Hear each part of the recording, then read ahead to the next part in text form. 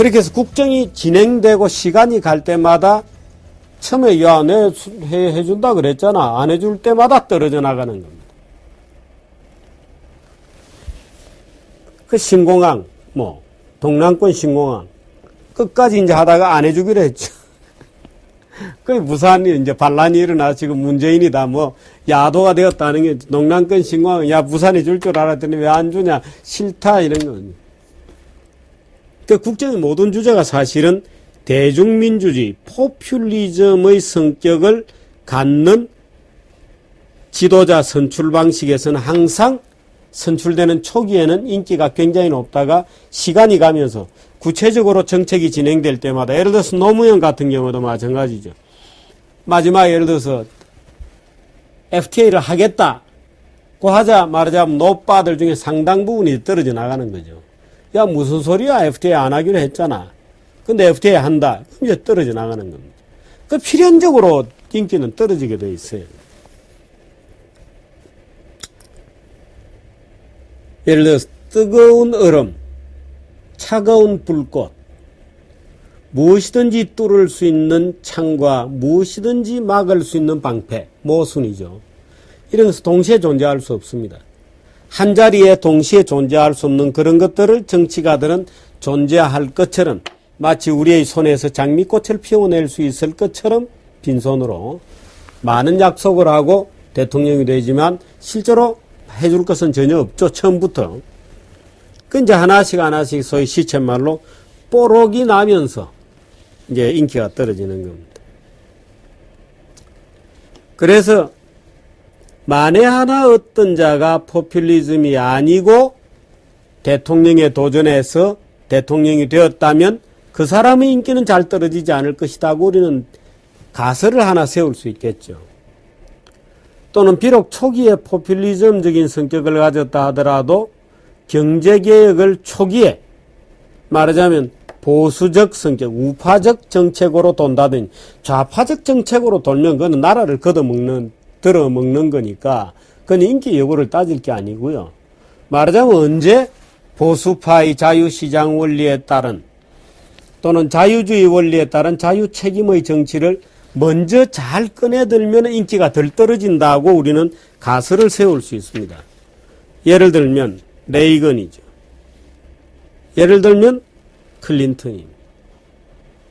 말하자면 클린턴은 포퓰리즘으로 대통령이 되었지만 아주 중도 우파적 정책을 나름대로 잘 끌고 갔어요. 레이건은 아주 원칙주의자였고 그 결국에는 인기가 그래 많이 떨어지지 않았다. 이 사람들도 결국에는 대통령 인기는 갈수록 대통령 선거 임기가 끝날 때 되면 무조건 떨어지는데 그나마 덜 떨어진 사람이 누구냐? 레이건과 클린턴과 아이젠하워 이 정도였다. 물론 이제 경기도 좋아야 됩니다. 경제가 살아나야 됩니다. 그런데 이런 법칙을 이렇게 비길 수도 있어요. Law of Inevitable Diminishing 또는 Law of Inevitable Decline 이라고 부를 때 우리는 이것을 리비히의 법칙 또는 최소량의 법칙이라고 얘기할 수 있습니다. 우리가 대중민주주의, 예를 들어서 포퓰리즘으로 지도자를 선출하게 되는 과정에 대해서 필연적으로 우리가 어리석은 선택을 하는 과정에 대해서 하이에크의 노예의 길에 보면 그 선거 과정에 대해서 하이에크가 잘 설명을 하고 있어요. 아주 기가 막히게 설명을 하고 있습니다. 마치 모든 자를 만족시켜 줄 것 같은 캠페인으로 대통령이 되지만 아무의 주장도 사실은 들어주기가 어렵죠. 그런데 리비의 법칙이라는 게 있는데 리비의 법칙이라는 것은 뭐냐면 독일의 생물학자인 리비히라고 하는 분이 1843년에 주장한 법칙인데 물론 초기의 법칙은 그렇지 않았습니다만 이제 나중에 쭉 법칙도 이제 발전하잖아요. 잘 진화해서 이제 리비 법칙으로 정리가 되어 있는데 질산이라든지 규소라든지 하늘의 빛이라든지 자연 식물이 성장하는데 필수적인 영양소가 있잖아요. 근데 다른 영양소가 아무리 풍부하더라도 가장 적게 공급되는 영양소가 규정하는 만큼만 성장한다는 겁니다. 예를 들어서 5개 영양소가 필요한데 5개 영양소의 총액이 아니고 다른 것은 아무리 많이 공급되더라도 가장 적게 공급되는 만큼의 양만큼 다른 요소들도 작용을 해서 결국 성장은 가장 적게 공급되는 요소에 제한된다. 그것이 이제 리비히의 법칙입니다. 물통의 법칙이라고 하기도 해요. 물통의 법칙이 이런 겁니다. 예를 들어서 우리가 옛날에 통나무 조각을 이렇게 잘라서 나무 조각으로 이렇게 이어붙여서 물통을 만들었다. 그때 다른 쫄대가 아무리 높아도 만일에 한 쫄대가 낮다면 물을 아무리 부어도 거기밖에 안 고이죠. 그게 이제 리비히의 법칙입니다. 말하자면 모든 자를 만족시키려면 결국에는 계속해서 논의의 레벨이 낮아져서 모든 자를 만족시키는 의사결정 수준은 아주 유치한 단계로까지 내려가는 거죠. 예를 들어서 그게 안철수의 전형적인 논법인데 안철수는 매번 국민들이 합의하면 뭐 이런 추상적인 용어를 계속 쓰죠. 그래서 실제로 어느 쫄대에 있는지 모르는 겁니다. 그래서 국민이라고 하는 모든 자가 마치 나도 국민이니까 내 의견도 감안해 주는 거야 라고 하는 기대를 갖게 만드는 어법이죠. 국민들이 찬성하면 한다. 국민들에게 물어보자 할 때 모든 자가 마치 내게 물어보려고 하는 것인가? 라는 착각을 일으키는 어법이죠. 그 국민이라는 기준은 저 밑에 이제 존재하는 겁니다. 말하자면 유치원이나 초등학교 정도의 수준의 의사결정 에서는 그 의사결정이 맞아져요.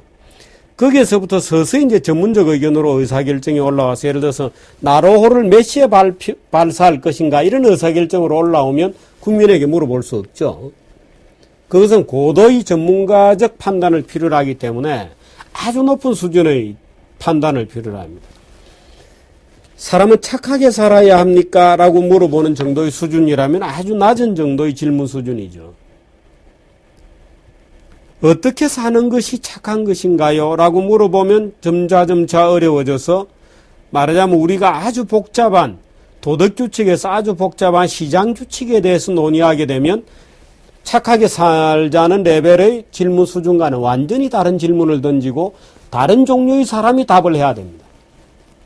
말하자면 착하게 살아야 합니다 라고 하는 수준의 답 정도밖에 할 수 없는 사람에게 예를 들어 시장규칙이 어느 것이 쇠한 규칙인지를 묻는 아주 복잡한 질문을 하게 되면 답할 수가 없죠.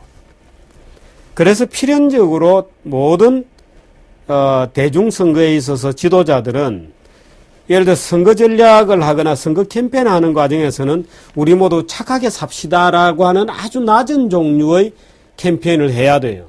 그래야 많은 지지자를 얻을 수 있기 때문에. 왜? 높은 단계의 질문으로 가면 갈수록 지지자들이 다 떨어집니다.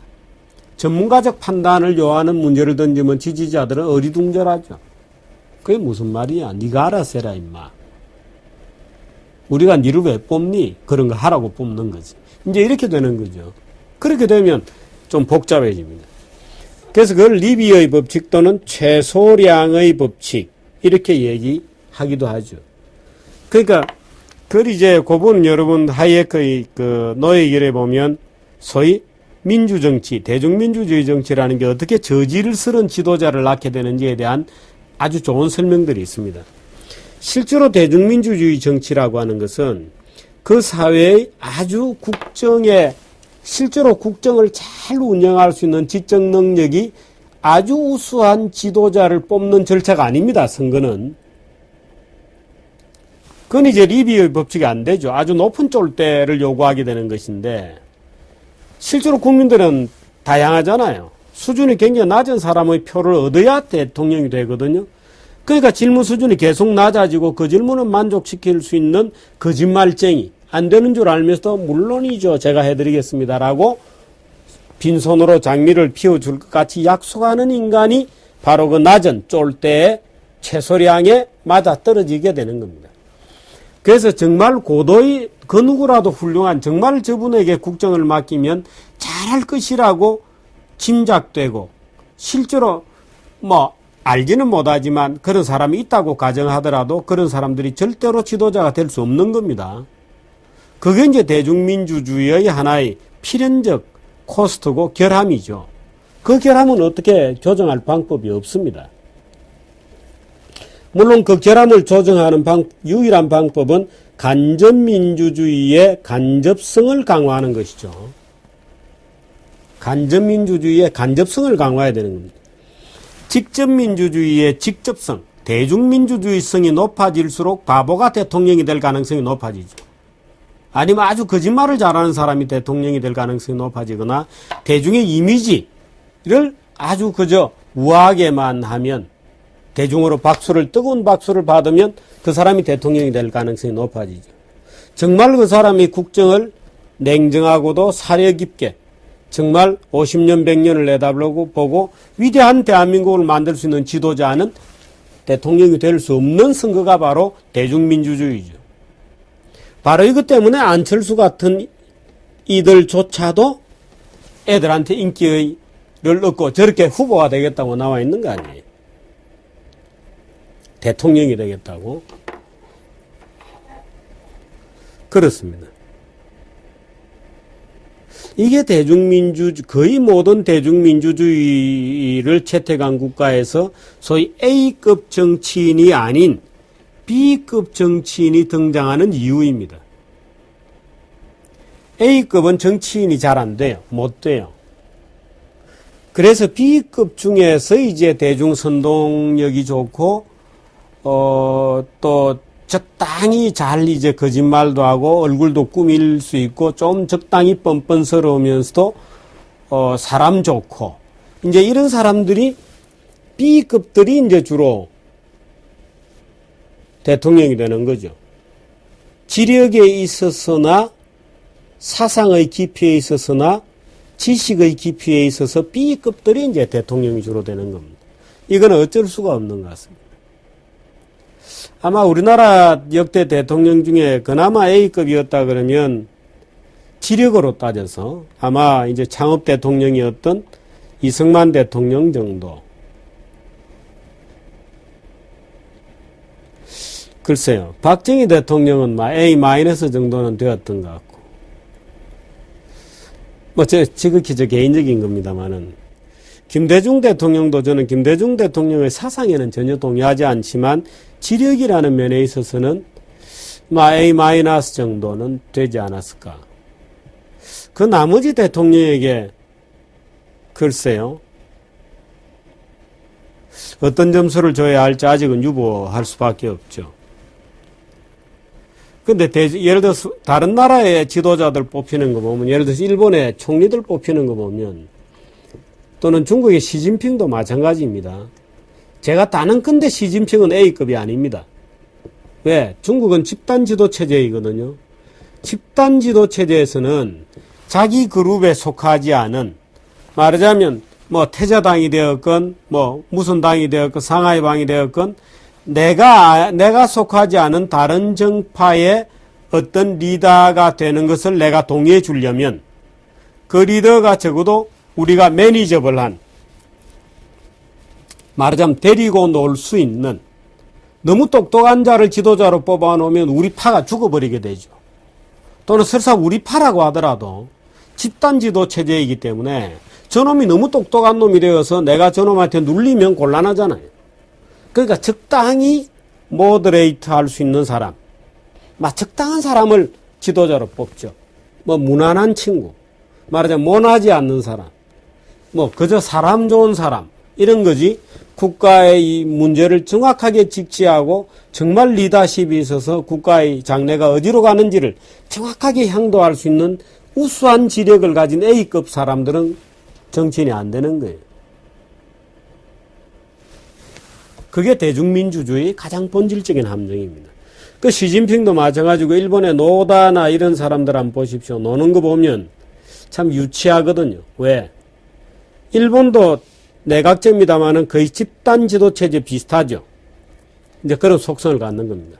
그나마 대통령제가 그 속성을 벗어날 수 있는 어떤 가능성을 좀 가지고 있는 거고, 가능하면 간접성이 강화되는 것이 대통령이 그나마 지혜로운 자가 말하자면 책임을 질 수 있는 역량이 있을 만한 자가 그나마 지도자가 될 수 있는 가능성이 열리는 것이죠.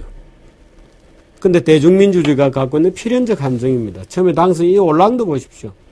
당선되자마자 6개월 만에 이렇게 수직으로 간 겁니다. 중간에 좀 덜어 회복이 되겠죠. 그러나 이미 끝난 겁니다. 일본 보십시오, 일본. Law of inevitable diminishing 의 법칙이 작용하고 있다, 이렇게 볼 수 있는 것. 이게 민주주의의 참, 우리 교과서나 교과 책들은 민주주의가 최상의 정치 제도인 것처럼 얘기하지만 이게 민주주의의 진면목입니다. 이게 노다에게 문제가 있는 것은 아니죠. 노다가 이렇게 유망했다가 이렇게 무망해졌나요? 이렇게 유능하다가 이렇게 무능해졌나요? 그것은 아니죠.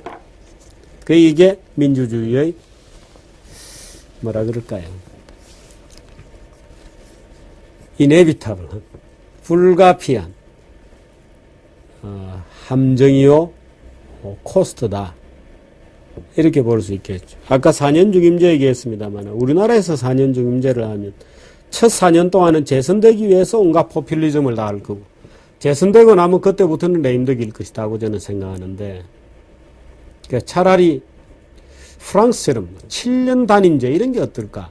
프랑스는 7년 단임제는 아닙니다. 7년 단임제, 차라리 그게 낫지 않을까? 저는 그렇게도 생각해 봅니다. 오늘 이 주요 각국의 대통령 지지도가 급락하고 있다. 필연적으로 또 우리나라 이명박 대통령도 지금 마찬가지죠. 그 필연성에 대해서 여러 가지 얘기를 좀 드렸습니다. 여기까지 하겠습니다.